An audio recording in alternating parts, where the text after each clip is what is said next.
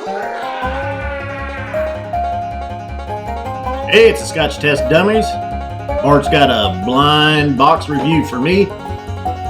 Double blind, baby, double blind. I was going to say, it's kind of a variant. We got 2 bottles, and we're going to test it! Double blind style. double cask style. Woo. All right. All right, we're coming in. First of all, I'm going to be keeping all kinds of track and notes with my new Lefroy book. It's got a cool little pouch back here. What would you hold in this pouch? What goes in there? Cash, change? Could be labels, business cards, maybe. You can use this thing to Maybe strap it in. You could strap it. Maybe if you tear a page out, you can fold it. You can throw it in there. Because here's what I'm going to do. I'm going to not only track some of my notes in here, I'm going to track general show things. Like when we're talking about coin ideas and stuff, you'll be like, 1 coin for each of us. They back a coin. I'll make a note. That's a great story. While we're at it, you can't hardly see it because of the blind box. We'll move it. We'll move it in a bit. A nice little stand-up poster. We have our 5th anniversary is coming up, October 19th and 20th. You know, we got people that'll be there. They're going to have wristbands to show them different night. Friday night. Wait, which one is it? Yeah, the black one is for Friday night. That's right. And there's special coding on there. It's not just a black. Don't just show up with a black wristband and try to get in. No, there's this thing. Yep. And it's got a saying. It's got 2 sayings. Yep, and then the yellow one as well. So, you know what, though? Because we get a lot of counterfeiters at Dummies events. We also, for those that are coming, we got special coins made for our 5th anniversary. Special coin. The only way you could get the coin, the wristbands, and a shirt is to buy a ticket. Pretty much. We're holding some back for us. So we've got some for like the special sets and things. Yeah. So other than that, you'll have to be here. Well, you know Fred Minnick did a book just on the dummies. He might get a coin. What's Saturday night? $65? Yes. I would even say if you bought a ticket for Saturday night, but you couldn't make it, we would mail you your coin and your shirt from the event. Gotcha. So you could get a shirt basically. So you're saying you'd really wish you could come, but your wife's supposed to be in labor at the time, so you didn't buy a ticket. But you're like, dang, I want a coin and a shirt. You could technically still buy a ticket to the Saturday event, and you're going to get a coin and a shirt, which is pretty darn close. And the wristbands. Right. And the wristbands. That way you could still kind of be involved, even if you don't think you can make it. Then who knows? Maybe she ends up holding off labor for 2 weeks, and you're able to the only coin for our 5th anniversary. It says 5th anniversary on 5th anniversary. You know what it says? It's cool. 5th anniversary. 5th. All right. So let's get to this. First of all. No, wait. Scotch God shout out real quick. It's a quick one, though. Duncan Harmsworth. We had been talking about coming up with our own toast. He's real lyrical. Yeah. Duncan is. Yep. Now we're not going to reveal what it is. Duncan sent us a toast. At the show. We will. We're going to. When are we revealing? We're going to refine it a little bit. What she said, you may want to edit it a little bit. We're going to look at it. It was dirty. Yeah. And at the 5th anniversary gathering, though, we will reveal a toast, a new toast for the dummies. And so we're giving him the Scotch God shout out, even though we're not really revealing the toast yet. 620 and 621, Cask 4. 622, 623, Spartan helmet. Now, visually inspect. So you have no idea what this is. I totally know what this is. Do you see anything? Yeah, so that's the deal. You bought these bottles. Yes, I did. There's 2. Usually we only do 1 bottle. You got 2 bottles in here. They must be little bottles to fit in there. Well, who knows? It's a pretty big box. Pretty big box. It's got a nice color. It does. Real nice, rich. What does color mean? Nothing. Maybe nothing. Maybe nothing. It could mean something, but you never know. If color is added, it means nothing. If color isn't added, color means everything. Not everything, but as far as... Like the way you talk. It's important. It's important, yeah. I'm going to start... Should I start with the right or left, or does it matter? You know what? I'm going to tell you to start with the right. Okay. They do match up to what here. I do. And they match up to what's here. Ooh, that's a sherry. There you go. So you're going to notice this is a sherry one here. You may not be able to tell there. These are from the same company, I'm going to say. The same company. Diageo? So, I'm just saying a company. No tips, no sherry, things. malt, and oak. You did very good. I figured you would definitely get the sherry, but the quickness in which you got it was impressive. That was the first thing that just jumped. Yeah, it is. It's right there. You're not going to miss it. You want me to smell the other one, or are we just going right into this one? Do that one. I didn't know how my nose was going to do it. So at that time of year, I've kind of had some allergies and been plugged up a little bit. But well, it's doing good. So far, it's a spot-on nose. All right. You're right. It's hard holding back my tasting notes because I don't want to give anything away. I'm going to let you lead. Still letting it soak in here a little bit. Wow.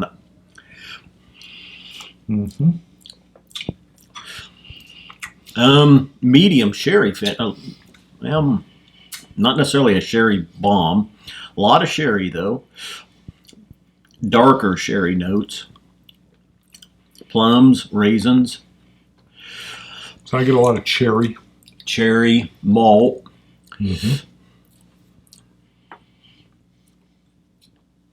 Really pretty rich. Not great mouthfeel. Very velvety.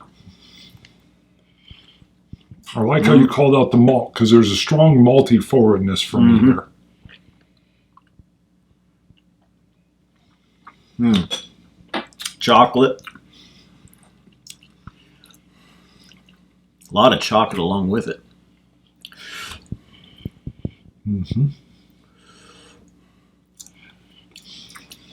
Everything you've said.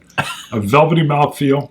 The finish is where I get the chocolates. The sherry with a cherry on top kind of taste is the type of sherry flavor I get. And goodness. Are you ready to maybe do a little swish of water and then try the one on the left? Again, same company, same family. Let me add a drop of water to that one too then when I come back. It will have been sitting for a while. Yes. And cover the right hole. Ooh, Lordy. Watch out. I would say upper 40s on the ABV on the sherry. That first one there, 46 to 48 maybe. Okay. Nice. So now you're on to the left. Well, I still got that. That first one's got a great finish to it too. It's really. It does. It's still in there. Still clinging, even after the water, rinsing it out a little bit. Yeah, it's got a longer finish, especially for a sherry for me. Well, I got just like grassiness and blast of grassiness and maltiness up front on that little sour oak.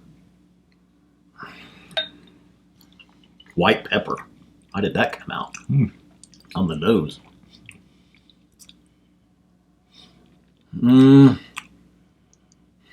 Little bit of lemon meringue pie. Boy, that's something. I get a lot of creaminess on this finish here as well. The mouthfeel from both these is good. The nose was almost preempting a creaminess. Like it was just my palate was already telling me there's going to be a creaminess with it. It's kind of the peanut with it as well. Salted.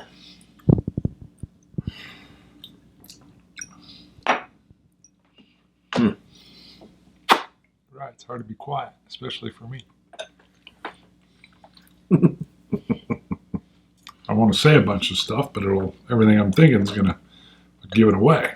We'll unveil these soon, and then you'll be able to see the banner a little better too.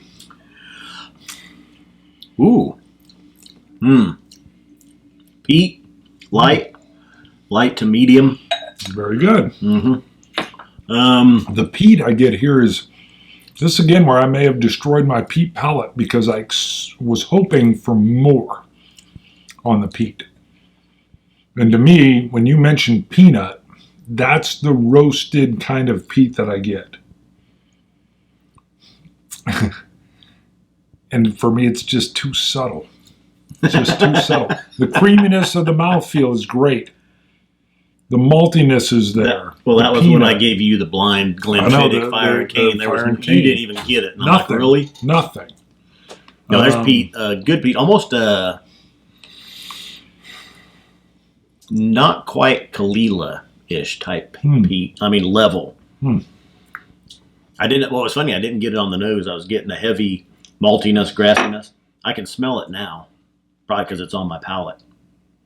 On the palate, that was the first thing that jumped out at me: a creaminess, and almost like a banana cream pie.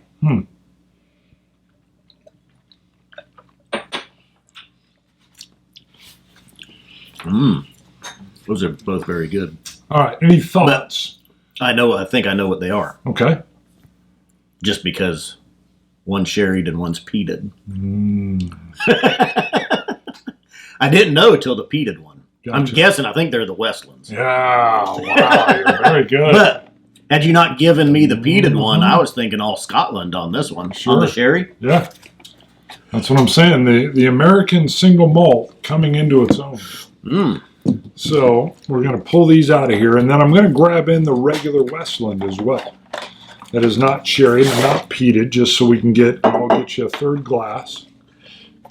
Well, that would be tough, though, because I thought at first when I was nosing the peated one, I thought, well, you messed up giving me the sherried one first, because this one is lighter. On the nose, I'm thinking, well, this is lighter, and it's not going to overcome that sherry, but it does. That peated does. Those are both very nice. But it is weaker. Let me see. Okay. Well, yeah, the peat just caught me off guard. There it is.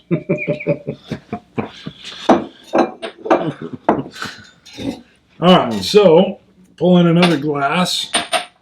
You need to take a month off from peat. God, I can't, especially as I'm moving into peat time. This is because there is a lot of peat in there. I still feel like that's a signed bottle, and I think it does look like it. Yeah, it's a signed bottle. A silver Sharpie. Yeah. But that came from Caskers, wasn't it? Yeah. Oh, is that where did you get these at the same time? I did. Well, different time. I had to go in after getting this. I was so thrilled with Westland.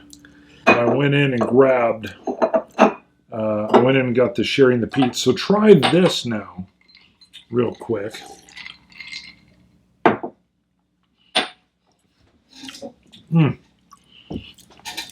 It just. Well, I'm gonna be quiet. Well, try it. I can smell it. That's got a great spicy nose, cinnamon spices, kitchen or allspice.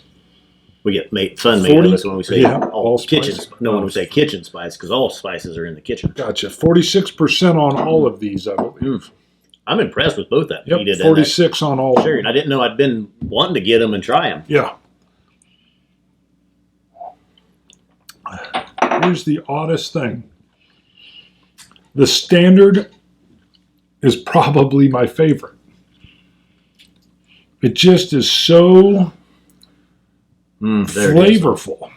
There's that note that I remember with it. Well, it was like a heavy vanilla tannin. Well, there's like a heavy straw. Yeah, the grassy malty tannin. Heavy grass. Yeah, kind of like some of the Texas distilleries are bringing in kind of that sage from the heat. I remembered when we had that Westland. Still good, delicious. You get like a burst, like a flavor burst. And the regular one is probably my favorite out of all three. You know which one's my favorite? The sherry. The sherry. And it does a good job of it, too. Yeah. So, it sends a real nice sherry. It's not a sourness. Like I said, it gives you, for me, a bit of that cherry pit kind of flavor. And I'm going to tell you, the peat's good, but you know what I'm falling into with the peat. Yeah. I want more. I don't want a hint of peat. I don't want a touch of peat. I want a ton of peat. And that's probably the... and again, it's a quality dram. Just as a peat head, it left me wanting more. That's all I'll say. And I think you are right. When I come around to next June, that's still a good peat. That's still a very good peat. It is. It's a very medium. It's a good medium peat. I think had you given them, if you'd have gave me that one, because I was thinking Scotland single malt here. Yeah. And I think if you would have gave this one to me separate, I probably would have been thinking, like I said, it's very reminiscent of like that Kalila. Very nice vanilla sweetnesses, medium level peat that comes out with it. And Roy made fun of me once because I called Kalila a medium peat. He thinks it's a heavy peat. I think it's more of a medium. I'm with you. I am totally with you. You know, I did though. I added water to the sherry. I did not add it to the others, or the peated anyway. Let me just throw a drop in there. The standard American oak single malt just really gets me. A flagship malt is the core expression of a distillery's house style. Westland's American oak is a reflection on where it is made and the collective intent of those who made it. I really am digging what Westland's putting out. So, all good quality. I enjoyed it. Thanks to Caskers, I was able to order it, have it shipped in, and really enjoy these. They all have the screw-off cap. I'm digging that now that I've broken more than a few corks in places. It seals in nice and tight. You can see it. Guaranteed to keep that bad boy fresh for some time. What do we have? Oh, let's talk. I was about ready to move on to our traveling dummy. Where are we at price point wise? I think these are like $60. Yeah, I think they ran in with everything 70 something, and I believe this one was weird. Caskers had a special, and I picked it up when it was on special, but I think it's right in the 70 normally as well. So someone will throw on there, but this it was the first time. They offered a little discount sale, and I thought, well, let me get it. And then when everybody was saying you got to try the sherry and the peat, I didn't wait for a sale. I just went and got them. So I'm thrilled with I like them. I like them both. I think they're both that's priced right. I think hopefully not too much more than that. If they're $60 to $70 range, I don't think anybody should be disappointed. They are not aged that long though, and I believe there is no age statement on them. And that was the most intriguing thing. Is there? Aged a minimum of 3 years. Okay, I kept thinking 3 years, but I couldn't find it. Okay, this is a minimum of 2 years for the peat. And let me look in the same area. Aged a minimum of 3 years for the standard. So you're talking a minimum of 3 years for both of these and a minimum of 2 for the peat, which is one reason I thought it might even be peatier. Still good. I would call it a medium peat. And I was going to call Oloroso Sherry Darkness on the sherry. It's both Oloroso and PX finish looking at. But it also says that it goes with their unique grain-forward whiskeys. Yeah. I would agree. Based on this one, if you want to see what the grain-forward is, you get it right here. You get a lot of that malted barley. Well, I guess outside of getting the maltiness, I get that in these, but it's not as strong as it is in this one. That heavy grassiness, hay, straw note is more present. I think it's a good sign of where you get that little burst. Try a little sip of that. And you get the burst of the malt. What is the uniqueness of the malted grain or the malted barley? So, delicious. I'm a big fan. And I'm curious if they've got cask strengths and some other things. They do different releases, and they do annual releases, type special releases as well. I'm going to know more. Definitely going to know more. Traveling dummy, you're looking at Triple Cap here. Well, you're not looking at Triple Cap. Triple Cap sent this to us on Twitter. He's in the Alps. Alps. And he had it. I could not pronounce it. A lot of it was stuff we couldn't think of. He says it's from the Schilthorn. Spot on. In the Alps. You got it. We're looking at the Eiger Jungfrau. I believe that means young girl. And Monch. Monch or Monk? I'm going to call it Monk. You just shook your head earlier. You're like, Monk. I go, is that Monch You or just Monk? went like a He's looking at the Jungfrau and the Monk. Yeah, that's a Monk. Monk. That's Walt. Thanks, Walt. Appreciate that. Cool picture. Look at those peaks, though, man. Talk about sharp and jagged. I just think if he dropped that coin, though, it's gone right down there in that. And that's a first. Well, he'd go get it. That's Cask 1. Looks like a 109. He would repel for it. Is it? Oh, it's hard to tell. Yeah, I think it's 109. That would have necessitated a repelling. You'd be like, hold on. Rescue helicopter. Yeah, right. I need help getting this coin. They'd be like, what? What? We had a Patreon shout out to do as well. Nice. I think we had 1 or 2 new ones come in. Rombout did a very cool thing on what a challenge coin is. Mm-hmm. One thing he mentioned is they're kind of good for fidgeting, and I agree. Oh, yeah. I tend to fidget with them. They're so smooth and nice. Or you can get the metal ones, which we don't have, that have all the little nooks and crannies. John Picard is a $2 supporter, so we got to yell this one. Yes. John Picard! Woo! Thank you, John, for supporting us on Patreon. Wonder if he drinks Earl Grey tea. And Andrew Page is a new $1 supporter. Thank you, Andrew. Thank you, We Andrew. appreciate it. Patreon, of course, helps us out big time. Picard's run around, make it so. Picard. So. John Picard. You know what I'm referencing? You know. Star Wars? Nope. Oh. No. Star Wars. Or Star Trek, I meant. Thank you. Which one? That was a slip. Yeah. Was that The Next Generation? Bam. Yeah. There you go. Number 1. I know some. Oh. Chupacabra! I knew he was going to say it. Chupacabra! Support us on Patreon. Go to scotchtestdummies.com. You can check out some details on October 19th, 20th, 5th anniversary gathering. Trying to think, it could be the young lad is home. Check out our merchandise as well on there. It all goes to help support the channel. Coins, glasses, hats, shirts, hats. Maybe dropper someday sets. A kilt. We're talking about a dummy kilt. All right, Scotch It. You Scotch gods. Cilantro. That is- Oh, wait.